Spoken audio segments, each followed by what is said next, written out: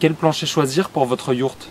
Donc il va y avoir plusieurs solutions à envisager. Alors déjà dans un premier temps, si vous voulez utiliser votre yourte plutôt d'une façon nomade, pouvoir la transporter dans une voiture, etc., le plancher ça va être quand même très encombrant. On peut le transporter sur une galerie ou quelque chose comme ça, mais le plus simple c'est quand même un fourgon.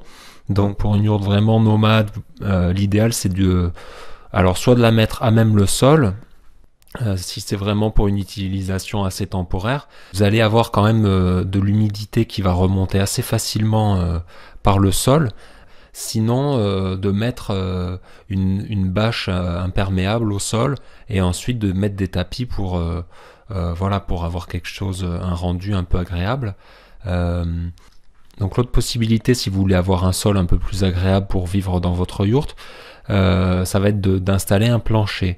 Si vous allez être amené à déplacer votre yourte souvent, il vaut mieux que ce soit un plancher démontable. Si c'est pas le cas, c'est pas nécessaire. Alors en fonction de l'emplacement où vous allez mettre votre yourte, vous allez devoir faire des choix différents.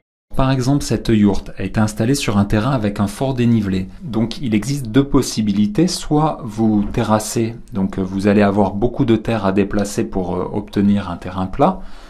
Soit vous installez un plancher sur pilotis. Donc l'inconvénient du plancher sur pilotis, c'est que vous allez avoir l'air frais qui circule en dessous de la yourte, ou l'air chaud d'ailleurs pendant l'été, et donc ça va être plus difficile de réguler la température à l'intérieur de la yourte. Donc il est conseillé d'utiliser un plancher isolé. Pour cette yourte, le dénivelé est un petit peu moins important, donc j'ai choisi de poser le plancher sur des briques pour éviter que l'humidité remonte dans le bois. En revanche, ici, j'ai pu faire descendre les murs le long du plancher et ensuite calfeutrer avec de la terre tout autour pour éviter les circulations d'air en dessous du plancher et éviter d'avoir de l'air froid qui remonte dans la yourte. Et vous aurez même un peu de chaleur du sol qui va remonter à travers le plancher. Donc c'est pas nécessaire d'isoler et vous pouvez même mettre un garde-manger en dessous du plancher si vous mettez une trappe ou quelque chose comme ça pour garder vos aliments au frais pendant l'été et hors du gel pendant l'hiver.